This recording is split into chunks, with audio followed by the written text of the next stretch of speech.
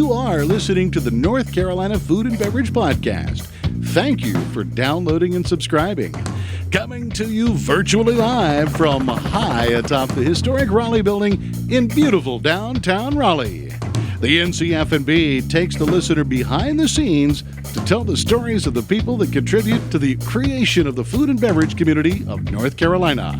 And now, the misfits in the dish pit, the faces of the front. They are Max Trujillo and Matthew Weiss. Hello, and thank you for listening to the North Carolina Food and Beverage Podcast. I am your co-host, Max Trujillo. And I am your co-host, Matthew Weiss. And today, we are getting just the tip. No, come on. Don't go to the gutter there, you people. It's not my words. It's the title of her book. And we have the author here of Just the Tip, one Tonya Fritch. Hey, guys. What's going on? Not much. So, a local to the area. That's right. A local to Raleigh, to the nightlife, the drinking scene. Industry veteran. You can still find her slanging drinks over at Lucky Bees, right? Yeah, right there on Glenwood South. Oh, Glenwood South, how we've paid attention to you for the last year. We might get into that in a little bit, but it's kind of cool, and we heard about your book through the industry. We have a mutual friend. He's a Bronco fan, so I'm not going to even mention his name on the show. No, I'm just kidding. He would like that too much. Yeah, no, and he also doesn't understand technology, so he'll never hear this. So, hi, Jason, whatever. But our mutual friend knew that you wrote a book, and you wrote a book about the industry, as Matt said, entitled Just the Tip, the ins and outs of the industry. And there's a lot of entendre there, double entendre, maybe triple entendre in that whole moment. But I like the fact that when I first heard that you wrote a book, I thought, oh, is this going to be a dirty, tell-all, sad, wish I'll never work in this industry again narrative? And I was pleasantly surprised it wasn't that really. It was more humble, humility. What am I trying to say? Humility. Some humility in there. A lot of comedy. But where all good comedy comes from is usually from sadness and from there. So there's still an underlining understanding that the restaurant industry, the bar industry, any of the service industry is still pretty messed up in a lot of ways. And you decided to write a book about it. So let's learn a little bit about you as the author before we kind of get deeper into the book. Where are you from? Originally? Yeah, originally, I'm actually from outside of Chicago, Illinois. Okay. I don't know if you hear that in my accent or not. A lot of people are like, you're not from here, like North Carolina, but we don't know where you're from. Yeah, I hear that you're not from here. Yeah. That's what I hear. A lot of people say California. I think that's because I use like and dude a lot. But, you know. Yeah. But yeah, originally from there, and then I moved to actually Virginia throughout middle school and high school. And then I moved to North Carolina when I was 21. And I've been here in Raleigh ever since. So I live right now still in Raleigh, but I used to live right downtown in Oakwood and ride my bike to wherever I was bartending in, which was actually Busy Bee at the time. Oh, yeah. Mm-hmm. And yeah, I've been bartending now for, I think it's like 15, 16 years.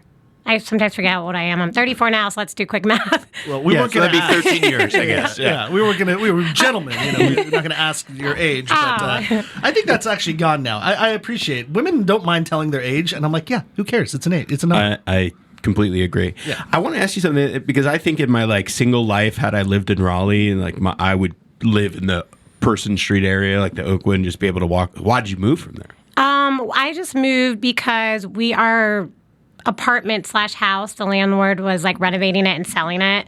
So then I just moved in with another roommate. My other roommate was actually moving out of state. So one of my friends was like, do you want to live with me? And it was actually out towards Cary. And at the time, so I did that, and it was actually cheaper. So I was like, okay. And then now we live off of near Tryon and Gorman. So we're still in Raleigh, but kind of that Raleigh-Cary right on the line. What's your exact address? 113. Yeah. No, but I'm just always curious. I'm there most evenings. Living the single life, where would you live in this area in Raleigh? Because, you and I are hitched and tied down, the whole thing, the old ball and chain. No, but that's what I said about Los Angeles. So living vicariously through you, the single life of Raleigh. I loved living in Oakwood. Yeah. I would, like I said, I didn't even have a car for 2 years. My car ended up breaking down. At one point, I was like, I don't need a car.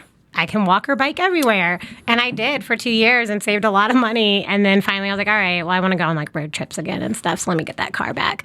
But yeah, I don't know. I hung out on Person Street Bar.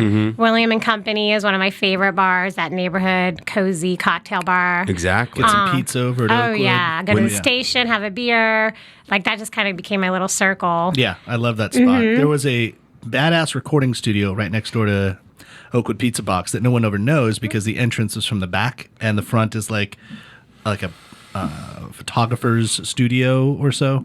But Flying Tiger Sound is no more. I feel so sad. But the opening theme song that you hear to the show was recorded in that studio. Very cool. You gave us a copy of the books. Both Matt and I went on little mini vacations, and you were able to get us a copy of the book like the day before we left. So we were able to read a good amount. Full disclosure, I didn't read the entire book. I told this to you right before we got on because I'm a horrible reader and it takes me a long time to read books. But I read a pretty good amount of this. And what I like is that even Matt said, you write in like a very familiar and relatable way. Like your writing technique is kind of how you speak. It's very comfortable. It's funny, but it's definitely you more than anything. And I appreciated it. So getting into it, I was quickly like relating back to the moments that like when I first started, because you kind of start like, I just got into the restaurant industry. This is going to be so great. I was like, oh my God, you're writing exactly how I felt about the industry when I first got in it. So give us a little insight, like getting started in the business. What provoked you to do this as opposed to anything else? Yeah, I mean, so my mom was actually a bartender before I was born. So she bartended downtown Chicago, and that's how she met my dad. And so I always heard her crazy stories from the bar industry. You know, she would always show me her fun outfits she was wearing. You know, they would have like theme nights, and it's downtown Chicago, so it's a very big clubby scene. And I was like, oh, that's so cool. You know, you got to play dress up every day. You got to work in this crazy environment with live music. Like, it just seemed like such a fun job. I was like, why would you pick anything else, you know? Yeah. And we would go pick up my mom when I was a little kid. She was still working in a restaurant at the time, waitressing. And I just remember, like, especially being a little kid, everybody's running around. There's just live music. You know, the bartenders are talking and laughing. And I was like, this is so cool. Like, this is her job, you know, way better than like an office setting. Like, I was like, yeah. And so when it was time for me to get my first job, you know, my mom was like, I think you should work as a hostess somewhere. And I was like, all right, yeah, that's like, I think that sounds great. So I literally went and applied to every bar that I could find. And I said this in my book, apparently you don't need experience to walk people to their table. So they hired me. And then that's how it started. And pretty much right after I started hosting, I think I was 17. As soon as I turned 18, they were like, do you want to start waiting on tables? And I was like, I did, but I didn't, because after I had been in the hostessing for a while, I saw how every waitress and waiter was kind of mad about their job. They were like, why did you seat me with this table? Why did you seat me with teenagers? And I was like, oh my gosh, like I can't do anything right because you guys hate everybody. And I was like, I don't want to feel that way, you know? But Oh, yeah. I also found out they made more money than I did. So I was like, all right, let's go for it. But this is one of the important tips that you can. Didn't you say you had some sort of mental condition when they came to you, so that they basically, anytime they came up to you with a complaint, you just say, well, I'm sorry, I have this condition, Yeah. so I don't know. Oh, yeah. I started making up conditions for sure. One of them when I was waitressing is I joke about it, but I did kind of tell hostesses this. I was like, you can't see me with any kids. Like, we don't get along. You know, I have an allergy to them. It hasn't been confirmed yet, but the doctors say it's not real, but I know it is. I break out in hives. You know, like, I refused to even apply to a place that served crayons at the dinner table because I was like, no, this means kids are coming. Oh, yeah. And we're not going to deal with that. Yeah. But you know what? You're so right. I think that is, just to use that word again, a pro tip. When you're like, all the best servers had, you know, like they had the best nights, they had the best sections because they just worked it to their advantage, and they were unabashedly unashamed about lying or making up things, like you said about the guy, Richard in your story, the nice looking Hawaiian guy who you first dated, that he made up another job so that he did not have to work Saturday nights. But he just said, no, I have a Saturday job, so sorry, I can't do it. Oh, yeah. at a store that wasn't even open at that time. Right. I mean, like, it was not open past those hours. I think he said he worked at Abercrombie. Yeah. And, they end at, what, 7 or 8? His shift probably started at 6. Right. And he's like, I have to work all night. And, like, they took it, like you said, he didn't want to work Saturdays. They were really bad nights at that particular establishment. And I just remember being so envious. I was like, I'm, like, not there yet because I'm so new. And he's like, just make up a job. I was like, I can't. They won't believe me. I'm too new. But you can because you're a veteran at this point. Yeah. I look at that as like, that is the type of person you want as your salesperson on the floor.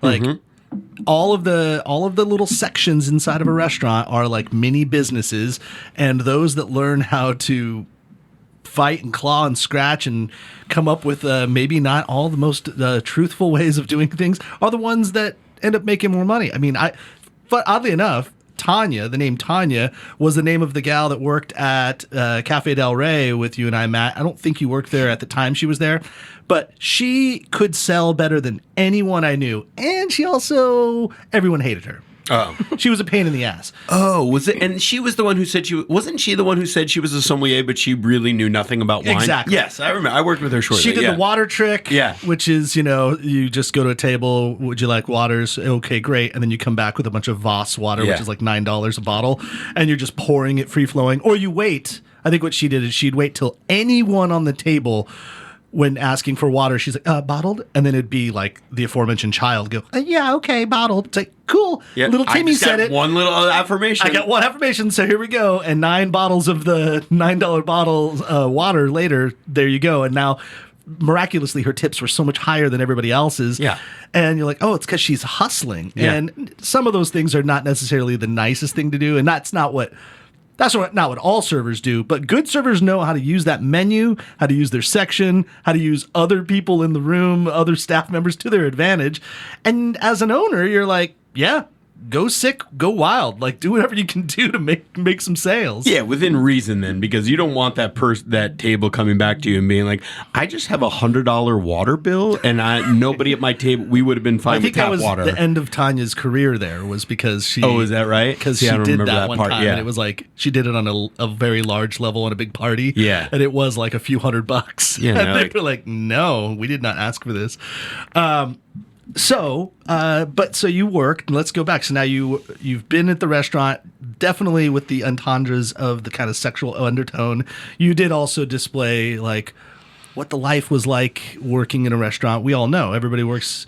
You typically get this job when you're in your late teens, early 20s, and those that eventually kind of learn a craft, like Matt and I eventually became, sommeliers, or you became a bartender, Tonya. It's like you start doing other things that kind of give you a little bit more investment towards your career in this industry. You could be a manager or a somm or something, a wine director. But let's be honest, when you're young and you're like 23, everybody else is also the same age, they're young, you're there for like the social hour. Right. And you alluded to that a lot. Like, tell us a little bit about like the environment or what like a typical workplace environment was like as you were coming up. Yeah, I mean, so I feel like the bar industry, I talk about that in the book too. I say it's like the perfect social atmosphere. And I say that doesn't change on the clock either. People are going out to have a good time. Well, we're there. We're having a good time too. You're hanging out with all your peers, like you said. I mean, even your managers are usually the same age as you, maybe a little bit older. Mm-hmm. You guys are all going out every night after you get off your shift. You're partying. You're waking up hungover together. You're struggling through the next shift together, and then you're doing it again. And and during your shift, you're talking to people. Like I said, a lot of places have DJs or live music. We're making it as fun as possible for the guests, but I think it's because we're also having such a good time. So in your 20s, if I have to be working on a Friday or Saturday night, I'd rather just be where all my friends are going to be anyways. And that's what it was. All my friends would come visit me every Friday and Saturday night and just hang out the whole night. So I'm hanging out with my friends all night, but I'm getting paid a few $100 to do that, And I was like, I'll take that. Yeah. It takes a while to figure that out, though. And I think that you went through that learning process, especially starting young. Mm-hmm. But I also want to take it back for a second because you left out what you wrote in the book about your mom when you were waiting for her, was basically plying you with Shirley Temples. And growing up a fat kid, like, who doesn't want to be just sitting there endless amount of Shirley Temples? I mean, And of course. brownies. I once sat... The dessert. Oh, and brownies for dessert, right? I remember I once sat, we were waiting for a restaurant. It was a long wait. We went as a family. I was probably like 5 years old. And they let me sit at the bar, and there was the cherry tray, you know, the maraschino cherries, which are like electric red because they're the fake ones from the jar. Yeah, they're and disgusting. we were so hungry, so I just kept eating them. So much so to the point where like I broke out in the hugest rash all over my body. And we're like, what the hell? But I can only imagine what it would be like. Right, you're seeing your mom; she's having fun. Like you're getting brownies and Shirley Temples, so of course you want to do what she wants to do. Yeah, she filled my Shirley Temples with 20 cherries at one time. You know, like it was just like. But you didn't break out. You didn't break out. Oh, that's no, good. I just kept eating them every night. Yeah. And I joke about it in the book. I'm like, that's probably why I had a slight weight problem through middle school and high school, because you know I'm used to this being my 3 a.m. snack. Right. I mean, that's not healthy for anybody, but. No, and God knows what's in those things besides the sugar and the cherry juice and the chemicals. But somewhere along the line, you're simultaneously learning how to write, obviously. Mm-hmm. And so was that always a passion? Was that always a focus? Were you a writer, you know, even when you were working as your other job? Yeah, so I actually just always loved to read. So unlike Max, I can read very fast. I actually got through an entire book last night just on my free time. How dare you? I know. And it wasn't on Audible. No. Honestly, I just started listening to Audible books. I love podcasts. So I was like, all right, you know, I listen to a lot of podcasts. My friends go, you should try Audible books because, you know, you can listen to them on road trips and stuff. I was like, that's really smart. So I started listening to those recently, which I really enjoy. But no, I just always loved to read. And then so in reading, like a lot of those books would make me laugh, make me cry. Like I really could, I had the imagination where that was like watching a movie to me. And my brothers were always like, how can you read? It's so boring. And I'm like, well, I'm reading, but I'm seeing a movie in my head. So it's very entertaining for me, but I can see that everybody doesn't read like that. But I just thought it was so cool that these authors could make me cry or make me laugh. I didn't know anything about them. Just their words on paper made me feel something. And I was like, that'd be such a cool skill set to have. I can make someone laugh that I don't even know, you know? Yeah. And so I just would always write. And I used to write a lot of like poems. I journaled every night. And then I also just wrote anything I could, you know. So I had these books of just random writings. In school, my English teacher always would keep some of my poems for the next year to show people. And I never really thought anything about it. I just was like, oh, she's just being nice, you know. Oh, this cute little kid wrote something, you know, I'll keep this. But apparently, like, it was decent enough to lead by example. And then when I was serving, I was working at a Fridays when I was 19 or 20. And I was working on one of those day shifts, you know, the horrible day shifts where it just goes by so slow. And you're just like, I always question my life on day shifts, you know. Of course, yeah. And I'm like, what am I doing with my life? And at this point, I had been doing it a few years after high school. And I was like, I didn't expect it to go this long, even 2 years. This was supposed to be my summer job. And now I'm 2 years in, I'm delaying college. And so this is it. This is what I'm doing, you know.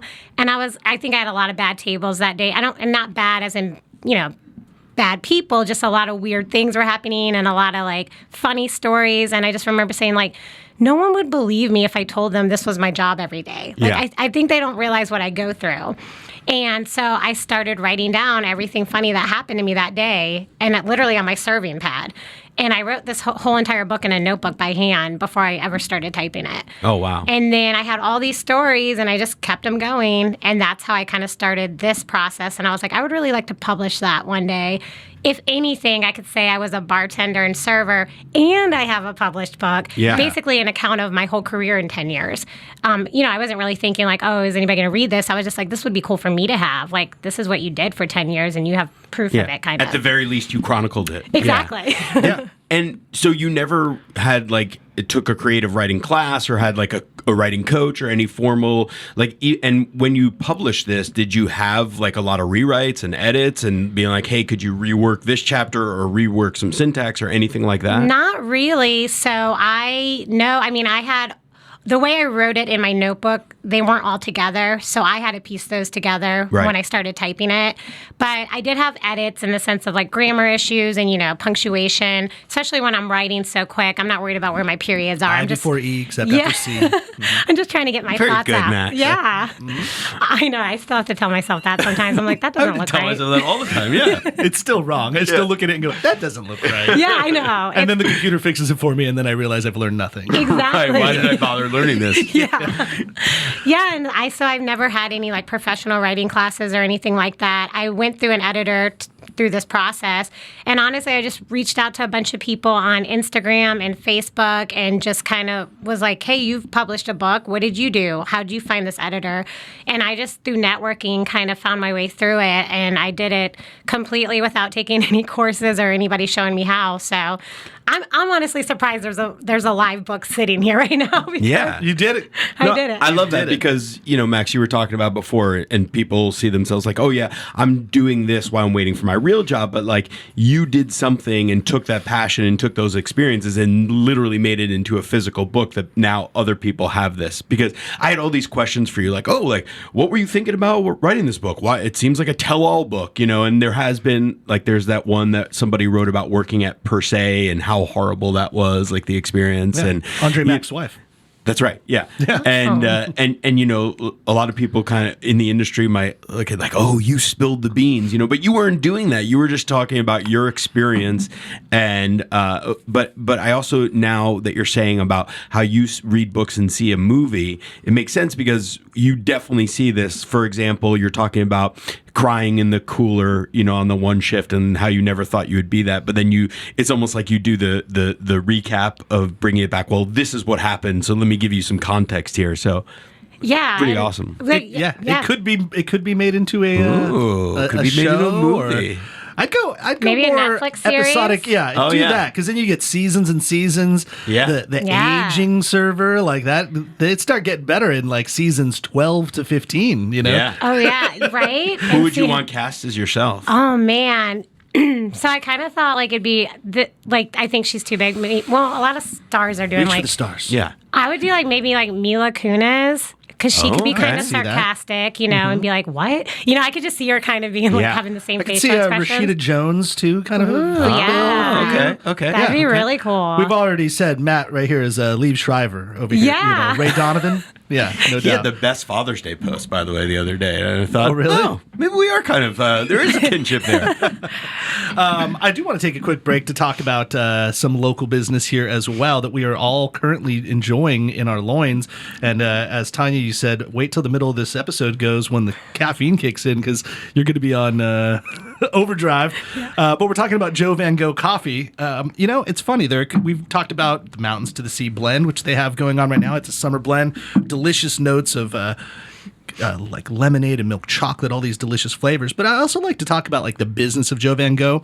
Did you know that Robbie Roberts, who established Joe Van Gogh in '94, originally was one of the founders of Cup of Joe in Raleigh in '91, which Cup of Joe down there on Hillsborough, cool little spot. And they have now kind of grown their business coming out of Hillsborough, North Carolina, to where they have 7 retail coffee shops around the Triangle in Greensboro under the Joe Van Gogh and Green Bean brands labels, which we haven't gotten into Green Bean yet, but we'll get into that on the next episode to discuss. So for more information about Joe Van Gogh coffee, visit their website, www.joevangogh.com, and follow them on Facebook and Instagram. You can get the show notes, the links on our show notes of the podcast. But yum. And Tonya, to help you with your next book or your episodic series, you are going to go home with some Joe Van Gogh Mountains to the Sea blend. Awesome. So yeah. That's right. Yeah. You better pull an all-nighter tonight and start writing your first chapter of the next book. Yeah. And then when you get a little bit too caffeinated up and you need like a little bit of a relaxation, just go to a Triangle Wine Company. And you can get some wine to wind down, or you can get beer, or vermouth, or mixers. And they have 4 locations. They're in Southern Pines. They're in North Raleigh at their new store at the Bedford location. They're in Cary, and also in my neck of the woods in Holly Springs. They are great friends of ours. They did a great job at Bubbles and Brisket at providing all these beautiful sparkling wines the to best pair time with ever. the brisket. It was amazing. We're Great laughing job. because we haven't done it yet, folks. Great job, It's Matt. this weekend. You were awesome. By the way, there's tons of rain planning to come forth. So anyone listening to this, it's whatever's happened's already happened. But Matt and I are like anticipating a lot of rain. Thanks a lot, Mother Nature. Yeah. This is going to be great for our outdoor event that we're going to do. But it was amazing. We came up with amazing solutions. We The did. community came together. Those tents we built and the tarps we put up. It ended up being a better experience than had it been sunshine thank you, the whole Mother day. Nature. And thank you again, Triangle Wine Company. Go to Triangle Wine Company or go to trianglewineco.com. They will do deliveries, curbside pickup, and don't forget to use the NCFB promo code for a nice discount. You know what I've realized is we're kind of like pushing people to do a lot of things to their body. Overdo some caffeine. Caffeinate, bring it down with the the alcohol. That is kind of a thing about the restaurant industry too. That's you're around all this stuff, and as you just mentioned, Tonya, you're like, well, we're trying to provide a good time for people, so we should probably have a good time too. And that's where the line gets blurred. That's there's some discovery of that, but care to weigh in on any of those moments? I know as an employee, I was around. I mean, truth be told, I don't care about saying this in front of people on a microphone in front of thousands of people, but I was high for all of my shifts when I was like in my 20s, all of them. And it was just like the way I bartended. I just bartended just a little high. And I was that California bro that just snapped a few bowls right before we'd get to work. And that's how I did it. And that was the joke I said even before we got on the mics. I'm like, there were days where people actually knew that I wasn't high and that I was a total pain in the ass. And so, since then I've had to kind of pull that back and have a little bit more moderation in life. But care to discuss any of that happened going on in the work environment around the people that you worked with? Oh yeah. I mean, every day is a party. So I feel like when I was younger, I like to say, I don't feel that old now, guys, but when I was 21, 22. You're a young person. Yeah. You're not an old man. You would definitely be getting ready, even with other bartenders that you're working with, and maybe have 2 vodka sodas just to go in. And then if you got a break, you would have a beer, and just not that you were completely sloshed or anything, but you'd have that buzz going. And when I was younger, I liked that. And then, eventually that would wear off, or, if you decided to somehow get another break or whatever you were going to do. I only got that so buzzed because once it wore off, the job was kind of depressing, because now you're dealing with a mini hangover and you're also I just want to go home. I don't want to clean. The fun's over. I just am ready to go. You got to keep it going. Well, I feel like you're working with your bartender. If there's a couple of you back there, you're like, hey, I made this a cool idea, cool concoction. I threw a little of this in, a little bit of that. What do you think? And then your bartender friend's like, oh, that's delicious. Maybe I'll go hide that under the counter on the side and just take little sips of it throughout the evening. By the way, I made one for you. Yeah. Oh, thanks, buddy. For sure.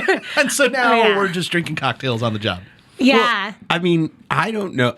This was in all my bartending years. Those bartenders that were sober or that, I was just I don't know how you do it. Yeah. Because it's some way, I guess it's coping, right? But you always have those customers. And when I bartended in California, I know North Carolina has a little bit more of a strict law about drinking on the job, even though I'm sure we're still imbibing. But there was always the regulars that came in let's do shots, and then I'm working on this, or hey, how's this taste, and so you always had a quote unquote sipper behind the bar, always. Exactly. How do you work without one? Yeah. But I think I made you a few drinks, Matt. We bartended behind that bar together quite a few times. Oh, we definitely. And, how could you not? When the regular came in and was he just tipped you really well, you're like, you know what? Let me buy you a shot and I'll do one with you. And so they can't drink, you can't make them feel alone, right? So, oh, yeah. But I don't know, but I guess there's always a balance, right? I don't feel, I don't know, I never got wasted on the job where I couldn't do my duties. So, yeah. That's the whole thing that's kind of all of it in a nutshell. Is it doesn't really matter what industry you're in. If you're gonna be addicted to a substance or whatever, it's gonna control your life and you're gonna ruin whatever you got in front of you, or it's not. Yeah. And you're gonna be able to just do your job and then get through it. I know that like all of our late night inventory shifts, we were like, the whole plan that I created was we have to do inventory. It's going to take 5 hours. It always took 5 hours because we had a massive amount of wine. So we would always pop a bottle or two, maybe 3 at the end. And Depending on how many people were there. Yeah, I mean, sometimes it was just you and me. Yeah. Sometimes it was like 3 of us, and then we also at the restaurant that we worked at, we had a live piano player that played every night. And so sometimes as we were doing inventory, getting early on it before Kenny was leaving, we're like, "Ken, you want a little glass of wine, a little rosé?" He's like, "I'll take a little nip of that." Okay, and then an hour and a half later on, Kenny's just playing songs. We're singing along some Billy Joel tunes. That's for you, Cheaty. Little tunes here and there, and then. Before we were like, oh, it is a party. But we were counting, and we were very diligent about our counting. Yeah. We put it all in. Numbers were always good. Yeah. It went through. But yeah, I mean, the environment is an enjoyable environment. It's fun. I think that's kind of the whole purpose. So you have to understand how to position it all to where how can fun also be work and efficient. So have you... Any changes like for you? I mean, you're obviously a little bit older, but you're still pretty young. So like, what's the environment like just working on Glenwood South, which for those that don't know this area, and I said we'd talk about it for a second, Glenwood South is kind of like a college street of like a strip of bars, not too far from NC State. But like young people hang out there, and they definitely, if you're paying attention to any news last year during the quarantine, was like a hot spot for people talking about, oh, it's Glenwood South breaking all the rules again, super spreaders, they're the worst. So I think like the government, I think because of Glenwood South, because Raleigh is our state capital, the bar scene got affected even more harshly because like Governor Cooper and his cronies could visibly it was a see very public thing, what was going on in Glenwood South, meaning that no one was wearing a mask and people were all on top of each other and all that. So what's the environment like for you working in Glenwood? Yeah, it's crazy. I mean, I feel like it's the busiest street now in Raleigh on a Friday or Saturday night. Yeah. And I used to work on Fayetteville Street when the Oxford was around. I worked there for 7 years, and that was the hot spot then. It was Fayetteville Street. You know, it's like you got to go to Fayetteville Street. Maybe you're the connection. Maybe the people go where you are bartending. Me. Yeah. That's right. Or maybe I'm going where it's busy. Yeah, sure. But no, it's great. It's honestly, if you're going to bartend, especially like I said right now, you want to bartend on Glenwood South because it's the most money, and it's very collegey. So you know, for me to be a little bit older now, I do find myself like harder to relate to some of our customers because, you know, like so many of them are like, this is my first time in a bar. I just turned 21 yesterday. What should I drink? What do you mix rum with? You know, I'm like, oh my gosh. Let's talk about how you tip, okay? Yeah. It's $2 per drink and minimum. You tip before I make the drink. Exactly. Yeah. If anybody tells you otherwise, they're lying. They're lying. Okay. They're wrong. They're trying to get you in trouble. And they, or they'll say, you know, very young, like, I only have $5. What can I get with this? And I'm like, nothing, because it doesn't include the tip. Like, you have to go somewhere else, you know, like, but I'll mess with them. And, you know, a lot of like these younger kids are like, well, thank you so much, like, for telling me about all this, because they have never been in a bar. They don't know, you know, you can't just bring $5 with you and expect the bartender not to hate you. Like, you know what I mean? But ooh, I wonder, I just thought of this right now, my devious mind. Do you think, and now I'm putting this into the universe, so now it's going to happen, do you think bartenders or just people in the industry, bouncers, whatever, are getting tipped via like Venmo or all those ways on the side so that it's not coming through all of the it's happening, right? It is happening because a lot of even my coworkers, I mean, they're honest coworkers, but they will say, hey, this guy only wanted to tip me because he didn't want to, you know, share in tips because I was the one that weighed in on him, so he just Venmoed me $50. Do you guys want me to Venmo each of you, or like, should we just like take it out of, you know, figure it out, take it out of the drawer, put it back, whatever. But that adds another wrinkle into the whole thing. The whole or taxation. People want to do Apple Pay thing now where they're just like, can I just Apple Pay you? And I'm like, I'm not there yet. You know, like, I don't know if it's just me, but I'm like, our bar's not there yet. We're still using like the oldest computer system. But that same savvy bartender or server is like, well, but I personally have Apple Pay, so sure. Right. Pay me $65. Your tab was $35, and then I'll pay the bar. The tab. I know, and that seems like so much. You know, people will come to me and be like, "Can I Venmo you?" And I'm like, just leave a tipper down. You know, like it's fine. Like you don't have to Venmo me, but you have to share. I'm like, I know, but it's going to be fine. There's 300 people behind you, and it's going to be okay. You know, like I always tell people that, like, your tip's not going to make or break me tonight. I want you to tip, but, you know, if you're going to Venmo me your $2, like, you know, It's just okay, move right. along. Yeah. You're like, keep moving. I'll make more money if I handle these next 3 guests. Or my favorite is when people are like angry because it is so busy and they're like, well, I'm not going to tip you. And I'm like, well, can you please move so the 300 people behind you can? Right. That'd be amazing. Right. Yeah. But I do appreciate the honesty. Yeah, you know? yeah. So now I know not to serve you. And now I'm looking at your face and you will never be served again. Like, I'm not thank going to you. drink from me. So I got to know, though, you're bartending in a college bar, self-professed over here, like wild, crazy, high volume. What's the drink? What do you make? What's the shot of choice right now? What's the one you make more than anything? Green tea and lemon drops. That's right. I feel like teas they've are made a big deals. comeback. I Can don't you know if they ever explain left. What's the ingredient of what's the recipe for a green tea? Green tea is Jameson, peach schnapps, and sour. And it tastes like green tea. And basically, What's wrong with you children? it's for people, it's for like people who don't do whiskey, but they want to do whiskey. You know what I mean? Yeah. They don't want to do straight Jameson, but they're like, I'll do a green tea shot. And then a lemon drop is, people make it different ways, but it's lemon vodka. And some people just chill lemon vodka with a sugar rim and a lemon, but we do it with lemon vodka, a little splash of sour shaken with a lemon. Yeah. Boom, boom. When I was high volume bartending back in the day. Mackay? No, before Mackay. Oh, didn't you work for Prince's Exactly. bar? Yeah, it was the down on Boylston, downtown LA Glam Slam, and Yeah. the type The of busy, artist formerly known as Prince, formerly Wow. living. the type of Had a busy bar where you that only way. had to work Friday, Saturday night, and then you had the rest of it. So it was high volume. The biggest drink there was the Adios motherfucker. Which is basically a Long Island iced tea, but with blue curacao Exactly. instead of Yeah. instead of Coke, and then No, instead of triple sec. triple sec. Yeah, Yeah, yeah. It's the same thing. It just has blue Vodka, gin, whiskey, tequila, rum. rum. I Yeah, think it's tequila all- was optional. Tequila's optional. No, because you always Somebody got to would pick call up that a all Texas 5 tea. in your well, Yeah. and pour them, and then you just pour the Adios motherfucker, hit it with Sprite, or the blue curacao, hit it with Sprite, and you're done. Yeah. It was your like blue a complicated drink, but when you had the high volume, then you got like your fingers around all four bottles at the same, so you could make that drink in no time. Yeah. And that was the drink then. What do you remember of the? Oh my God! Because I worked in the high volume. bougiest. I never worked high volume. Actually, I always worked in the bougie, fancy places. I worked where every soccer mom would get her cocktail, and Cosmos. every divorcee guy would come in and try to swoop in and pay that tab. It was the height of Sex in the City, so it was Cosmos and apple pucker martinis. Yeah. Which I've made more of those than anyone on earth. I guarantee it. Maybe people have caught up just because I haven't been making them any longer. But during that time, I guarantee I was making more than most people. And we were bad bartenders back then. Like there's a different type of bartending that's going on here. Like there's craft bartenders that are using a jigger and they're looking even at recipes and they're like, doing the 7 or 8 turn touched, cocktail. And then there's just high volume cranking. And we were supposed to be a nice craft place, but we made the drinks like the way like the high volume bartenders. Well, you said a apple pucker martini, which Yeah. is a brand That's a name tell. for a sour apple. Yeah. It's a little apple pucker, a little vodka, and sweet and sour. And usually it was just Mr. T's sweet and sour. And you just go boom, boom, boom, done.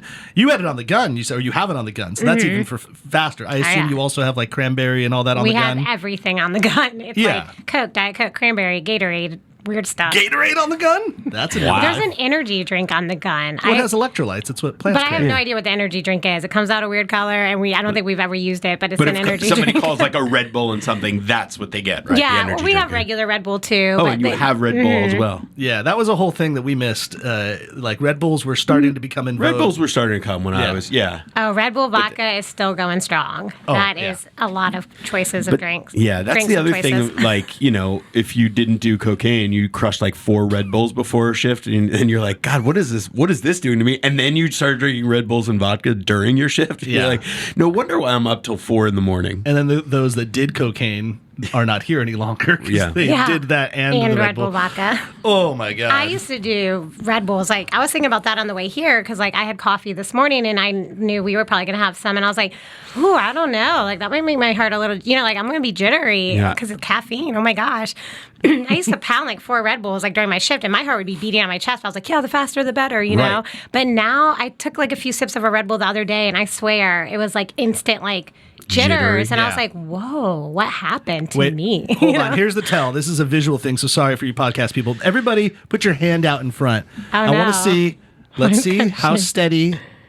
Oh, I think I'm the jitteriest. I'm jittering too. Every bartender has the shakes, and like I don't know if that's Matt's pretty steady. Yeah, calm. you are. Son of a doctor over That's here. right. Maybe use my other hand. Use your other hand. Yeah, Use my weak hand. Bartenders just have the shakes, and I don't know if that's just from too much caffeine or anything. It's from shaking Yeah, the it's shakers. from- Exactly. With the That's what it's cold shakers. Memory. It's a muscle memory thing. Yeah. Yeah. Okay. Aside from bartending, though, you mentioned you're an avid reader. So, and I know for everybody else now, they're like snooze. But I'm curious, who are your author inspirations? So I really like Chelsea Handler. Okay. And I kind of, honestly, when I was reading her books, I kind of based my writing style off of that Okay. because I really liked how she's very sarcastic. I mean, she fit my personality a lot, so I could relate could to see it. that. Yeah. And, you know, I would watch her on her late night show, and I was like, oh, man, that's what I want to do. I want to come up with some books. I want a TV show or something. You know, I want to, like, present these funny stories to people and have guests on and they can say funny stories. And so that's a really big one. But I read a lot of random, like I don't have a diehard, you know, author that I follow. I kind of read a lot of biographies. I know that sounds kind of boring too, but a lot of entrepreneur, how I got started books. Yeah. Just because I find that really interesting, you know, that story from going from nothing to this. Yeah. And, you know, like even with this book thing, a lot of people are like, I have people Instagramming me all the time now, like, I really want to write a book, but like, I don't know how to even get my thoughts on paper like that. Like, what'd you do? And I'm like, oh, wow. Like, people, you know, they don't think this is possible, but it is. You just have to do it. You know, you just have to write it and put it out there. And they think it's like this hard. I don't want to say it's not hard because you do have to dedicate time to it. But to me, like, it came so easy to write that. Like, I didn't have to think about somebody ghostwriting for me or anything, you know? No, I think that's maybe a natural born skill because Yeah. your brain is wired that, because I know that I don't think I could ever organize that many thoughts on paper and make it flow like a seamless book that somebody was following. Maybe not by yourself, but if you had a little help. Like, Sure, if I had, but that's what she's talking about. Yeah, You have yeah. a ghostwriter, but she wrote those on a scratch pad and then organized them it, together yeah. and gave you context, which, yeah, I think that And comes- also, it wasn't like somebody, I assumed no one was dangling a ton of cash in front of you to do this. That sometimes is a motivator. If Yes. someone's like, hey, Matt, would you do this Right, for then you need to sit $25,000? down Then and, you're like- like, okay, I'll devote some time. Well, and if anything, you're spending some of your own money because you're hiring an editor. The girl who designed my cover with me lives in the UK, so I found her on this publishing website. Yeah. And me and her have been, you know, we went back and forth with a lot of different colors, how I wanted the girl to look.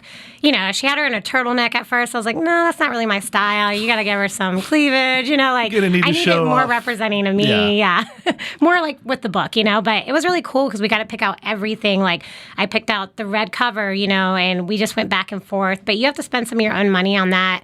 I've already made that money back. So it's not a lot of money. So, you know, people are like, how much did you spend to get this out there? And I would say it's less than $1,000, you know, and depending on what kind of editor you get or a book designer, and she formatted it for me so I could put it into an ebook version, things that I'm not the most tech savvy person either. So I'm like, I don't know. You know, they need my spine of my book to be a certain size, like on the computer. And I'm like, no, I need help. Yeah. You know, so. Well, that's what I wrote this the other day.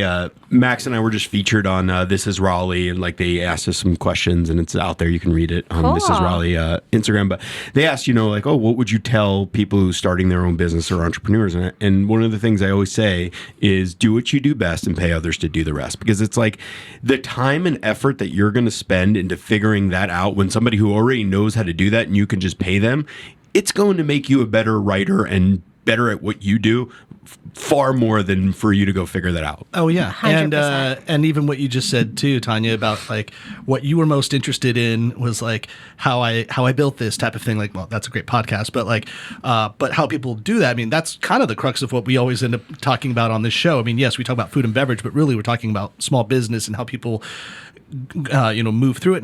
And I think about this, like, why are we so interested? And it's not just me and Matt that are into this. Everybody loves that category of things. I think it's because it's a huge blind spot in the educational system. Like, we just don't teach people how to be self-starters or entrepreneurs for whatever reason. Probably for the main reason that like we need a lot of soldiers and less chiefs, you know, like we need a lot of people to just go clock in and be employees. So it's like the entrepreneurs will find their way. So let's just let them figure it out. But if we told everybody how to do it, well then shit, who the hell's going to do all the work, you know? Yeah, but you also still got to be the person that's willing to be responsible for your business. And like even somebody that's starting out as a young bartender, I know $1,000. It depends how you look on that. To some people, that seems like a big investment. Wait, I'm going to take $1,000 of the money that I earned on my shifts this week and go put it towards a book, you know, and especially if you don't necessarily have the gumption for writing like that's a commitment. So you have to be willing to take the risk too. I read your article, Matt, your half of the article, and continuing what you said was you have to have a lot of self-confidence and self-worth, and like know that what you do actually makes sense and that there's some value behind it. And so I think that's what Tonya probably did, where she's like, I think what I'm doing is unique, or it's not, or maybe if anything is everyone knows these stories and can relate to them, but no one's doing this. No one's actually physically writing this book. So I see a lane that I need to go down. Does that feel fair to say? Yeah, and a lot of the books about the industry were written by guys, you know, like Waiter Rant, and then Anthony Bourdain wrote a lot about, you know, the business. And I was like, you know, girls see it a little bit differently, you know, like we're getting hit on differently. We're going through maybe like in my book, I write that I was one of the first girl bartenders at the Oxford, or the only girl bartender for like 7 years, because at the time they were only having guys behind the bar, you know? And so like, it's just like a different perspective too. Not because like, it's like this whole thing where women aren't on the same level as men or anything like that. It's just like, you know, like we live our lives differently. Yeah. And so it was like kind of cool to get that view out there too, and to be like, oh, you know, not only was like Waiter Rant, or like, what's that other book? Like People Are Assholes, you know, from these guys' perspectives about all these crazy stories. I was like, hey, we have crazy, funny stories too, you know? Yeah. So I wanted to write one just to relate to some girls too, or women, so.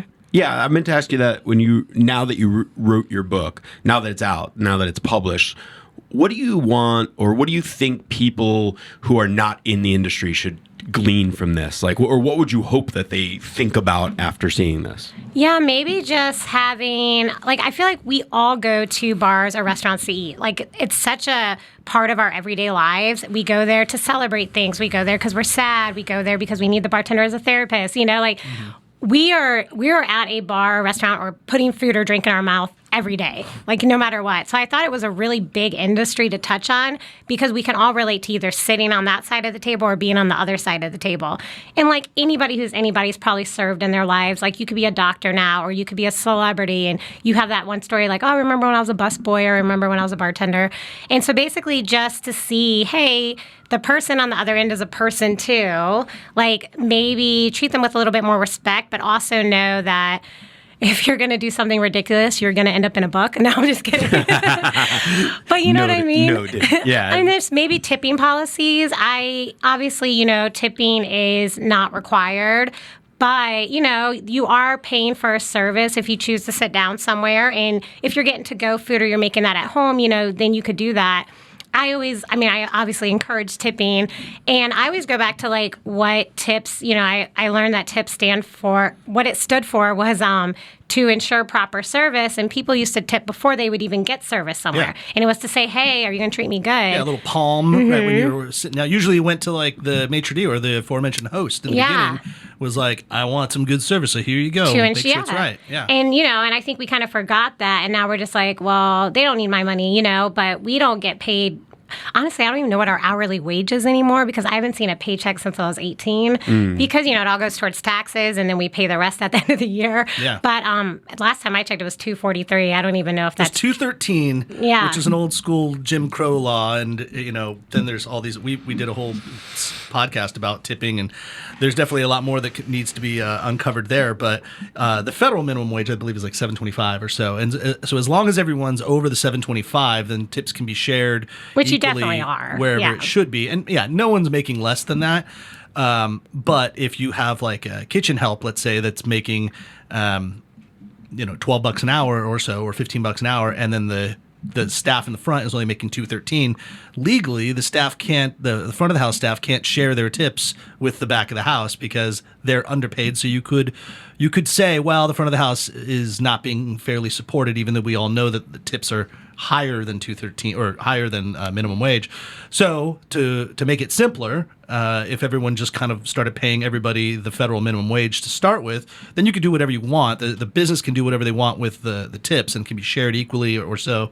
But that's a crazy way to look, because if you go to a bar where you don't really have a huge back of house, you might just have like the dish pit guys, then there's not a lot of money that needs to be spent out there. You're just in the front and you're just making cash hand over fist. And so it's a pretty simple but kind of easy business to run that way. It's when it gets complicated in a full restaurant where you've got to like make sure everybody is feeling like they're being represented and appreciated financially for the work that they're doing. So in the end, tip your waiter, tip your server. And people who haven't worked in the industry will always tell me, like, would you prefer for them to pay you, like, you know, a certain amount an hour and then you won't have to worry about tips? And I'm like, no. Yeah. Because I kind of treat bartending like my own business, you know? Like, I work the bar, I talk to people, make them have a good time, and then I get money for that. I know I'm going to get more money than what they're going to be offering me hourly. So I kind of want to run my own business with my tips, you know? Yeah. So it's like such a catch-22, you know? Well, you're and like, if you're using all of your dynamics, whatever it is, your personality, let's be honest too, you're an attractive woman, so if some guy comes over and he's like, I think that girl kind of likes me, I'm going to throw more money her way. Right. Then the bartender, like if you're sharing the bar with Matt, and he's over there barely making a lousy... Scraping it together. Yeah, he's just making apple pucker martinis in the background, and he's already spilled 3 of them into the ice well.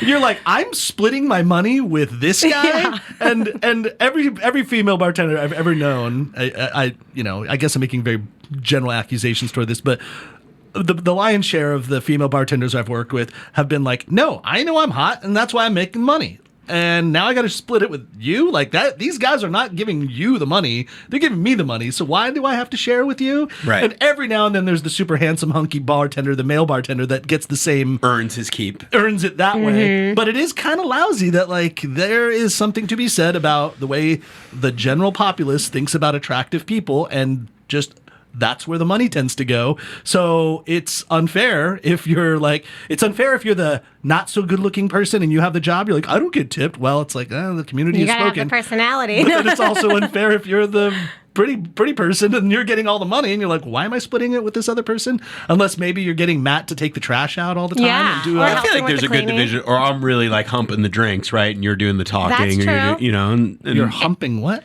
like, you're working your ass off making the drinks. And it Didn't get any better. He's working his ass. He's humping. I don't know what you're doing at your bar. It's just Hey, a tip. you would Just a get couple of tips for tips. that, okay? Yeah, exactly.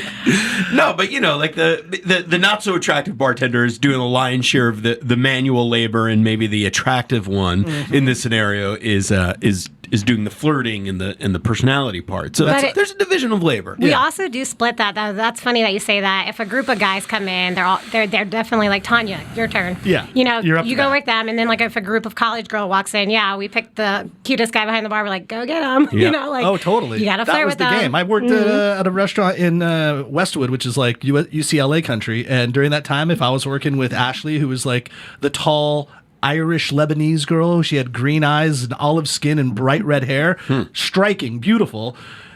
Yeah, a bunch of UCLA bros would be coming in like, oh, what's up, man? It's like, Ashley, that's all you. She's like, I got this. And yeah, she'd come back with a huge tip, and we're like, all right, great. And then meanwhile, it's like, I'll wash all the glasses and stock you and be like the bar back while you're just putting on a show. There you go. And then we do this. So I think that's not a narrative that is very well received in today's culture. Like, saying this out loud is something that many people get upset about. But it's the honest truth. This is kind of the way that the society looks at it. And it has nothing to do with like reform or whatever. It's like, no, sometimes people just look at other people and go, I want to give you money because maybe I can be your friend or something like that. But is it? Or because I'm asking genuinely, I don't know, because there's just a whole different mentality with today's younger generation, like younger than us. And I'm not saying get off my lawn, but there is this uber political awakenness, which they're born into. So we might have been born into a different thing with some like. Well, I don't know, blinders 23-year-old that's listening to this podcast, comment on a post or whatever. But do you find that like you will tip a little heavier when the person that's giving you the drinks is someone you're attracted to, rather than someone that maybe doesn't have the personality? Like, Or put it another way, if someone's super friendly, are you giving them more tip?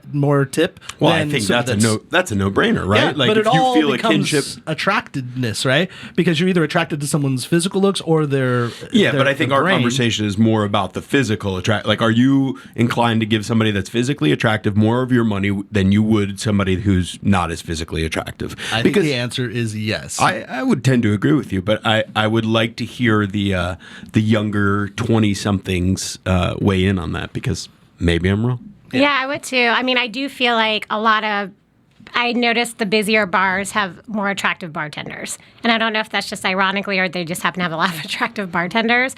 But I agree with you. And I also think like with this younger generation, and this might sound bad, but as woke as they are, it's also a very superficial world we're living in because there's the Instagram and there's the filters and I've never, I wasn't brought up where people ask you for your Instagram handle. Like that's the new way of connecting instead of my phone number to call me, because they want to see how many followers I have, how many pictures, if you're worth it. If I'm worth it. Do I have a blue check by my name? Like, oh God, and I'm learning this as I go too. And I'm like, this is how girls and guys are getting hit on. They want to see the status. It's not woke.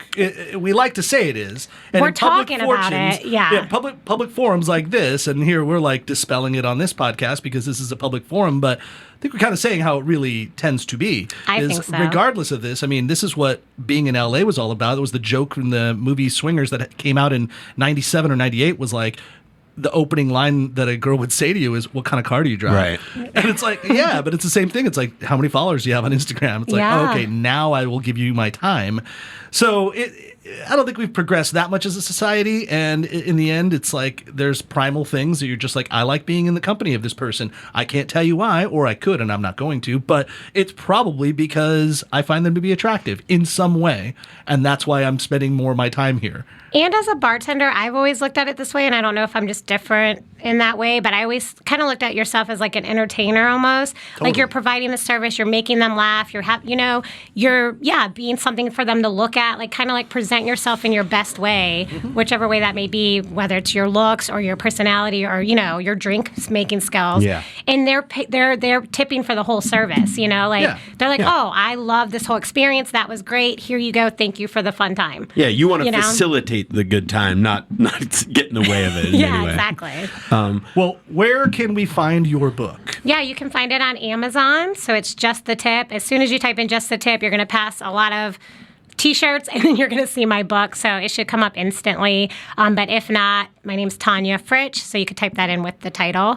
And then also, there's a link on my Instagram. Speaking of followers. Do you have a blue check on yours? I don't have a blue check How many yet. followers do you have? Never mind. We should have vetted her before we put her on the Seriously. podcast. Everybody listening, please go follow me at. No, Yeah, no, seriously. working on my blue check status. What is your Instagram phone? It's Tonya.Fritch. So there you go. Fritch. Yep. Yeah. Cool. Well, you should definitely pick up this book. I have not finished it yet either, but I was riveted. It's a fun read. It's a fun read, and it moves really quickly.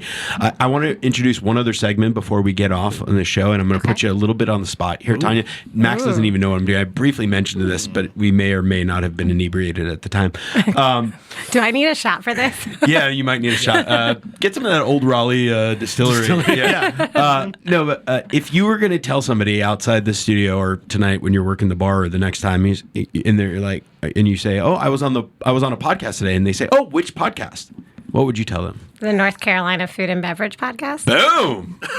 Well done. Yeah. Matt's only saying this because most people get tongue-tied about the name of our show. Oh. Yeah, I think from now on we're going to be known as the NC Food and Bev. It just rolls a Or little just bit better. something. It's that podcast that does food and beverage. Yeah, I could see that being long. Yeah. Although I do But like... you did it. You nailed it. Thank you. When I was in California and was telling somebody that I was doing the North Carolina Food and Beverage podcast, their response was like, "Oh, like that's official." And I Right, went, so maybe like out of state, it's the North Carolina Food and Beverage. Yeah, it sounded like we were government funded. Like to somebody outside of state, they're like, "Oh, that's I'm like, "Oh yeah, me and Governor Cooper. Yeah, he pays my check." we are the culinary show of record in this state. We are.